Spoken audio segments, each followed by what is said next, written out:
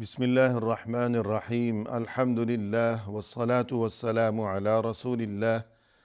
وعلى آله وأصحابه أجمعين أما بعد ناظرین کرام السلام علیکم ورحمۃ اللہ وبرکاتہ۔ شرح الادب المفرد کے عنوان سے اس پروگرام کے ہمراہ ہم آپ کی خدمت میں حاضر ہیں، اور اس سے قبل گزشتہ ملاقات کے موقع پر ہم پڑھ رہے تھے امام بخاری رحمہ اللہ کی یہ کتاب کہ جس کا نام ہے الادب المفرد۔ اس کتاب میں یہ باب نمبر 226 کہ جس کا عنوان قائم فرمایا ہے امام بخاری رحمہ اللہ نے، فرمایا کہ باب کفارۃ المریض، یعنی بیمار انسان کے لیے اس کی بیماری کفارہ سیئات بن جایا کرتی ہے۔ یعنی اللہ سبحانہ و تعالی نے جنت کو پاکیزہ مقام بنایا ہے، لہذا جنت میں صرف وہی خوش نصیب لوگ داخل ہو سکیں گے جو کہ ہر قسم کی برائی سے پاک ہوں گے، اور جس کسی کے لیے اللہ سبحانہ و تعالی کی طرف سے خیر اور بھلائی مقصود ہوگی کہ اللہ کی طرف سے اس کے لیے یہ بات منظور ہوگی کہ اسے جنت میں داخل کیا جائے،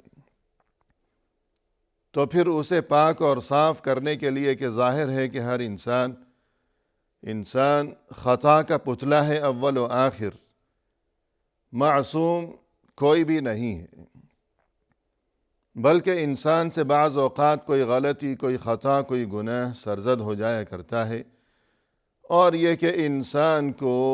اس کی خبر بھی نہیں ہوتی، اس طرف انسان کی توجہ بھی نہیں جاتی کہ مجھ سے فلاں گناہ سرزد ہو گیا ہے، لہذا اللہ کو اس کے لیے خیر منظور ہے کہ اسے جنت میں داخل کیا جائے، لیکن چونکہ خطاؤں کے سلسلے تو ساتھ لگے ہی ہوئے ہیں، تو اس لیے اسے آخرت میں خطاؤں اور گناہوں سے اگر پاک اور صاف کیا جائے گا وہاں آخرت میں، تو ظاہر ہے کہ آخرت کا جو معاملہ ہے اور جو وہاں کی سزا اور وہاں کا جو عذاب ہے وہ تو بہت ہی سخت ترین معاملہ ہو جائے گا۔ تو پھر چونکہ اللہ کو اس کے لیے خیر مقصود ہے، تو مزید اللہ کی طرف سے اس کے لیے بھلائی کا ایک پہلو یہ بھی ہوا کرتا ہے کہ نہ صرف یہ کہ اسے پاک اور صاف کیا جائے گا تاکہ یہ جنتی بن سکے، بلکہ آخرت سے پہلے دنیا میں ہی اس کے لیے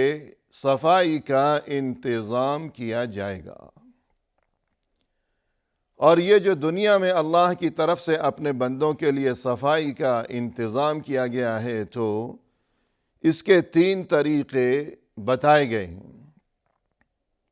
ایک طریقہ یہ کہ التوبۃ النصوح، یعنی سچے دل سے انسان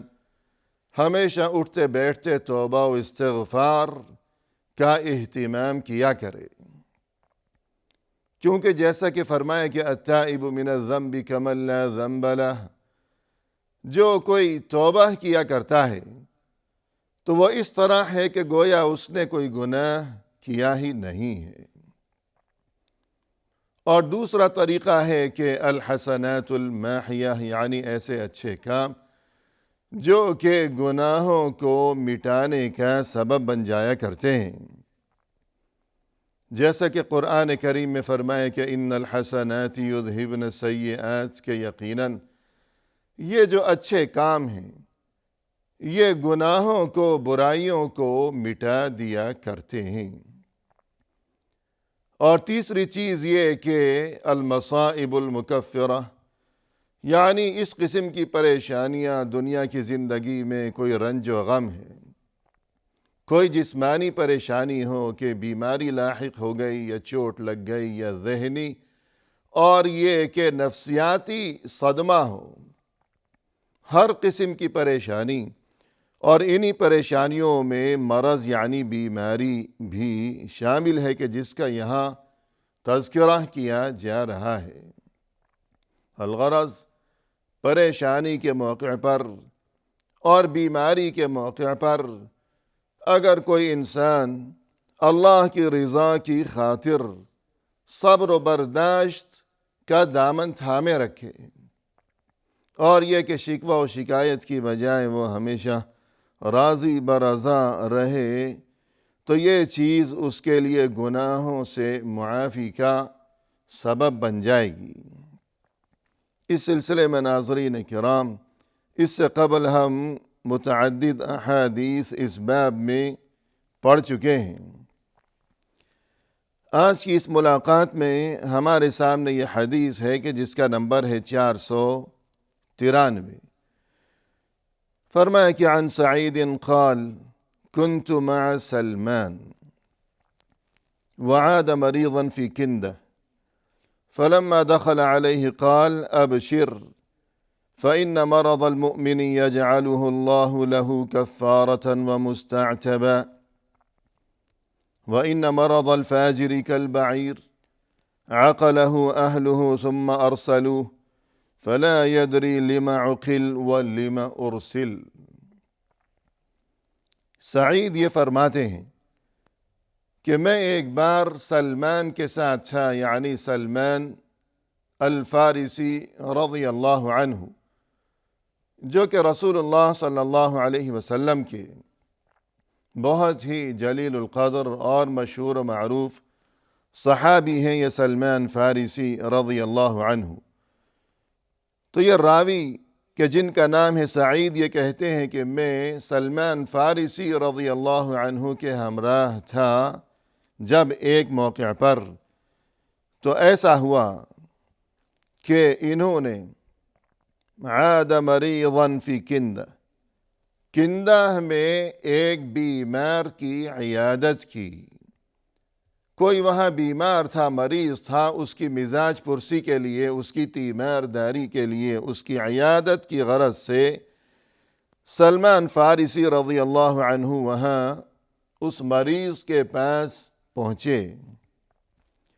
اور یہ جو کندہ ہے، تو ہمیں یہ بات معلوم ہونی چاہیے کہ جزیرۃ العرب میں پرانے وقتوں میں یہ ایک بہت ہی مشہور و معروف قبیلہ تھا کہ جس کا نام تھا کندہ، اور جو عربی ادب میں ایک بہت ہی نامور قسم کا شاعر گزرا ہے کہ جس کا نام ہے امرؤ القیس، کہ جس کا دیوان آج تک دنیا میں اعلیٰ تعلیمی اداروں میں پڑھایا جاتا ہے، نصاب کا حصہ ہے۔ تو یہ مشہور شاعر امرؤ القیس الکندی، یعنی اس کا تعلق بھی اسی قبیلے سے تھا کہ جس کا نام ہے کندہ، اور جس کے بارے میں یہ تذکرہ کیا جا رہا ہے کہ وہ مریض جو کہ اس قبیلہ کندہ کا کوئی فرد تھا،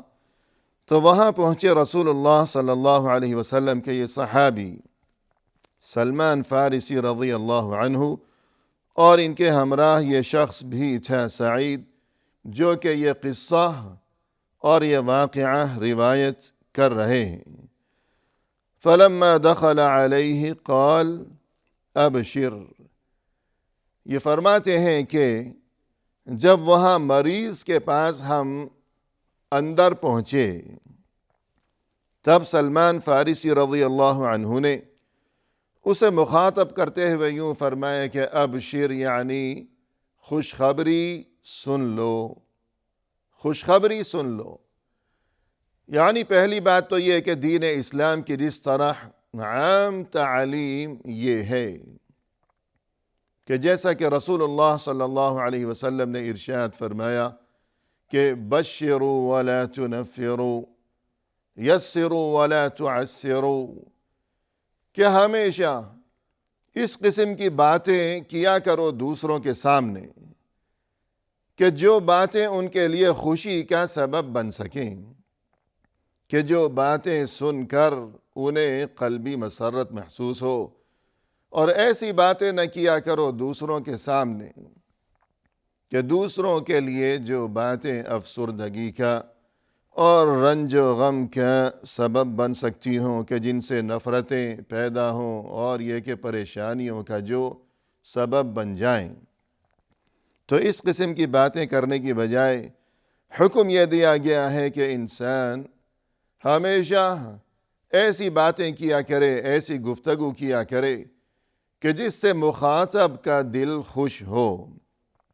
تو یہ عمومی تعلیم ہے۔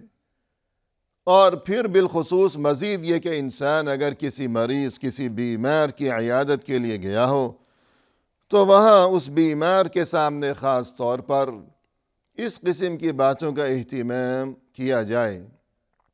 کہ جس سے اس کے دل میں امید پیدا ہونے لگے اور یہ کہ اس کا دل خوش ہونے لگے۔ لہذا سلمان فارسی رضی اللہ عنہ نے وہاں اس کے پاس پہنچتے ہی سب سے پہلا جملہ اور سب سے پہلی بات یہی کہی کہ ابشر، کہ تمہیں خوشخبری ہو۔ کہ مختصر سی بات کہ اس حدیث پر بھی عمل ہو گیا کہ بشروا ولا تنفروا، کہ ایسی باتیں کیا کرو کہ جس سے دوسروں کا دل خوش ہو۔ تو اس حدیث پر عمل بھی ہو گیا، اور مزید یہ کہ مریض کے پاس انسان کو چاہیے کہ وہاں زیادہ باتیں کرنے کی بجائے کہ نہ جانے اس کی طبیعت خراب ہو، بوجھل ہو، اور یہ کہ وہ تنہائی چاہتا ہو کہ اس وقت کوئی مجھے پریشان نہ کرے۔ تو یوں اس وجہ سے انسان کو چاہیے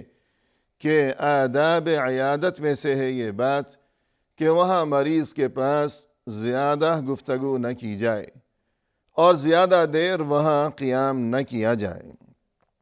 ہاں البتہ یہ کہ اگر اندازہ ہو کہ مریض خود یہ چاہتا ہے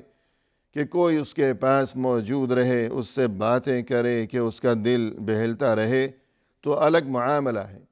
ورنہ عام طور پر تعلیم یہی ہے کہ جس کا خیال رکھا جانا ضروری ہے کہ وہاں لمبی چوڑی باتوں سے پرہیز کیا جانا چاہیے۔ تو سلمان فارسی رضی اللہ عنہ نے بھی ہم یہ دیکھتے ہیں کہ ان کے اس طرز عمل میں دونوں باتوں کا خیال رکھا گیا ہے کہ پہلی بات تو یہ کہ ابشر، تم خوشخبری سن لو، کہ خوشخبری دینا چاہتے ہیں گویا کہ جس سے اس کا دل خوش ہو جائے، نہ یہ کہ کوئی ایسی بات کہ جس سے اس کی تکلیف میں اور اس کے درد میں اور اس کی مایوسی میں مزید اضافہ ہونے لگے۔ اور دوسری بات یہ کہ بالکل مختصر سی بات وہاں کی انہوں نے اور واپس چلے آئے۔ تو فرمائے کہ ابشر، خوشخبری سن لو۔ کیا ہے وہ خوشخبری؟ دو خوشخبریاں دی وہاں سلمان فارسی رضی اللہ عنہ نے اس مریض کو۔ فرمایا کہ فَإِنَّ مَرَضَ الْمُؤْمِنِ يَجْعَلُهُ اللَّهُ لَهُ كَفَّارَةً وَمُسْتَعْتَبًا۔ دو باتیں کہ دیکھو، مؤمن اگر کبھی بیمار پڑ جاتا ہے تو اس کے لیے اس کا یہ مرض، یہ بیماری، اللہ اسے بنا دیتا ہے اس کے لیے کفارہ۔ یہ تو ایک چیز ہو گئی، اور بنا دیتا ہے اس کے لیے مستعتباً، یعنی تنبیہ کا ذریعہ۔ یہ دوسری چیز ہو گئی۔ دو خوشخبریاں کہ مؤمن اگر کبھی بیمار پڑ گیا ہو تو یہ بیماری اللہ کی طرف سے اس بیماری کو اس کے لیے بنا دیا جاتا ہے۔ اولاً تو یہ کہ کفارہ، یعنی اس بیماری کی وجہ سے اس کے گناہ معاف ہو جائیں گے، اور یہ بیماری اس کے لیے کفارہ سیئات بن جائے گی۔ مزید یہ کہ یہ بیماری اس کے لیے باعث بلندی درجات بن جائے گی، کہ اس کے درجات میں، اس کے اجر و ثواب میں اضافہ، اور گناہوں سے معافی کا سبب اور کفارہ۔ ایک خوشخبری یہ ہو گئی، اور دوسری خوشخبری یہ کہ وہ مستعتباً، یعنی تنبیہ، کہ مؤمن اگر بیمار پڑ گیا ہو تو اس بیماری کی وجہ سے بجائے اس کے کہ وہ غفلت کا شکار رہے اور بس یہ کہ بیماری کے بارے میں ہی سوچ سوچ کر وہ پریشان ہوتا رہے۔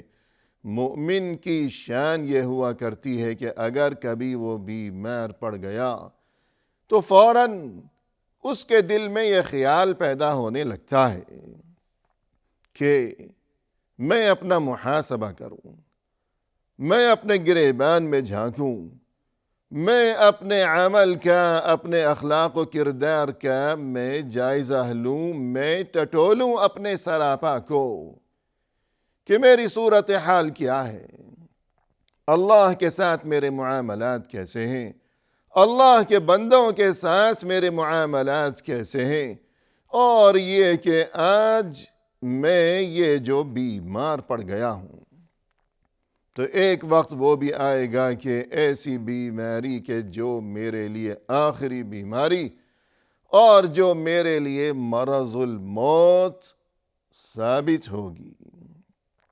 اور یہ بھی ممکن ہے کہ یہی بیماری شاید خدا نخواستہ